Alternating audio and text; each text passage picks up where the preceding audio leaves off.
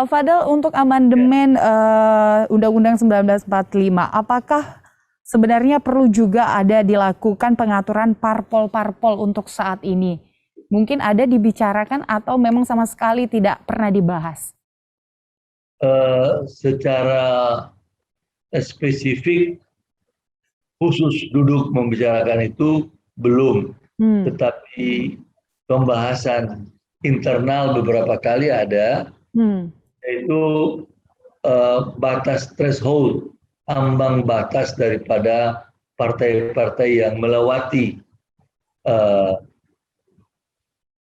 ke DPR. Demikian juga ambang batas calon presiden. Itu yang menjadi pembahasan atau diskusi yang berkembang saat ini, di mana partai-partai ya ada yang minta 7%, ada yang minta 6%, tapi semua minta kalau boleh tetap dulu jaga 5%. Nah, demikian juga dengan presiden, ya kalau boleh jangan calon presiden itu 20%. Gabungan partai-partai terlalu berat, maka calonnya mungkin tinggal 2 dan 3.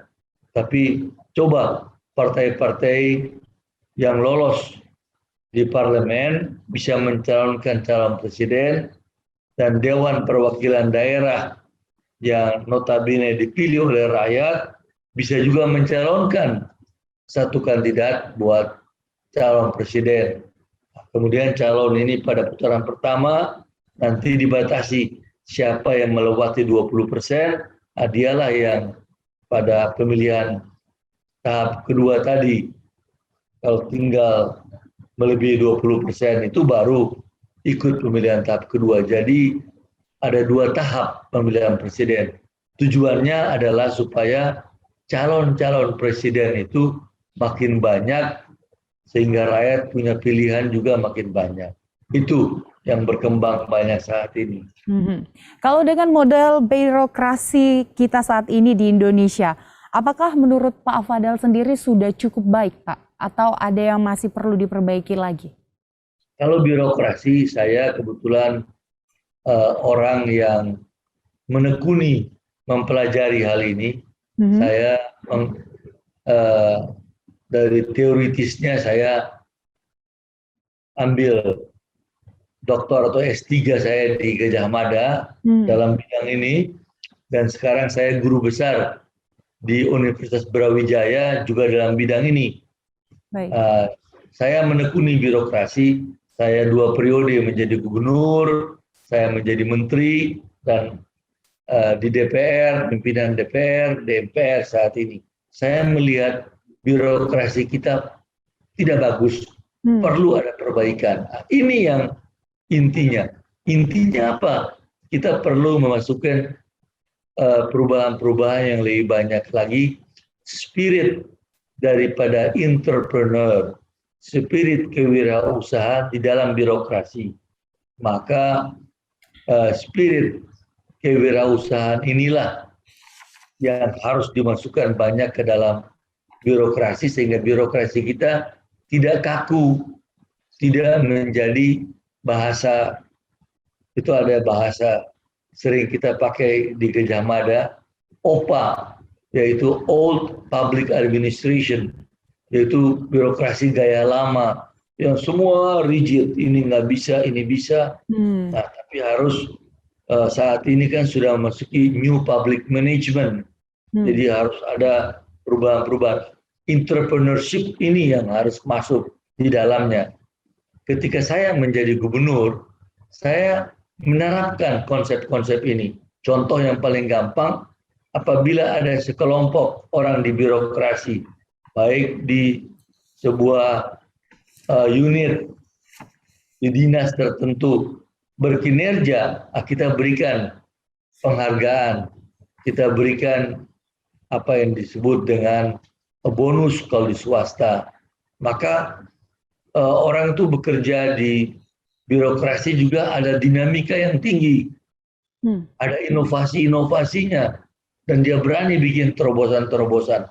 Nah, ini yang saya ingin, ini yang kami ingin, agar birokrasi kita diperbaiki.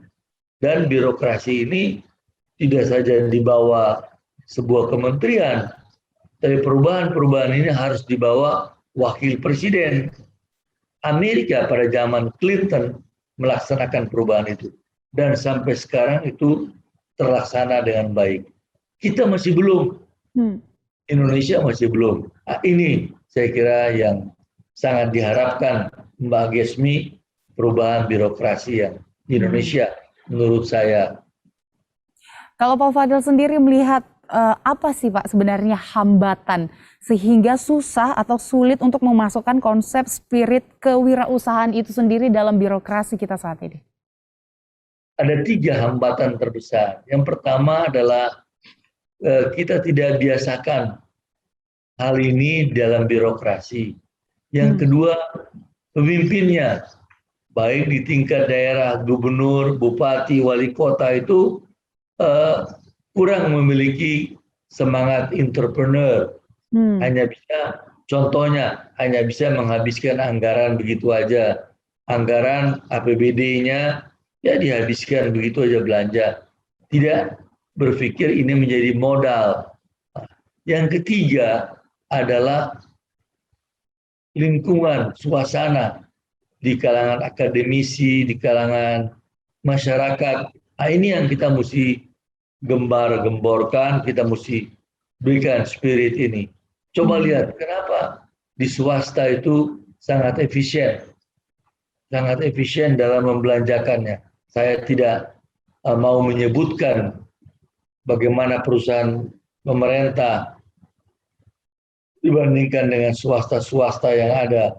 Tapi ini fakta. Mereka dengan dana yang kecil, ada bank, sebuah bank yang swasta dibandingkan dengan bank-bank di pemerintah, itu modalnya sama, malah keuntungannya berbeda, pekerjaan berbeda. Jadi ini hal-hal yang kita ingin mengambil contoh agar supaya ada. Ya kasarnya coba aja kalau Mbak Gesmi bikin diskusi khusus di Jack TV mengenai bank-bank ini. Kita lihat, ya saya sebut aja lah udah mau keluar ini.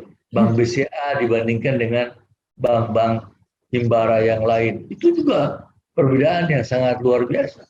Kita bandingkan swasta-swasta dengan modal yang ada dan dibandingkan dengan mereka. Ini saya kira yang contoh-contoh kecil yang ada. Nah, hal-hal inilah yang harus kita terapkan di pemerintah. Di pemerintah itu ada 2. Satu di birokrasi tingkat pusat dan birokrasi daerah dan juga perusahaan-perusahaan yang dimiliki oleh pemerintah. Nah, ini harus kita injeksi. Kita harus berikan spirit kewirausahaan sehingga birokrasi itu berubah ke arah sana. Begitu pikiran saya, Mbak Gesmi. Baik, Pak Fadel.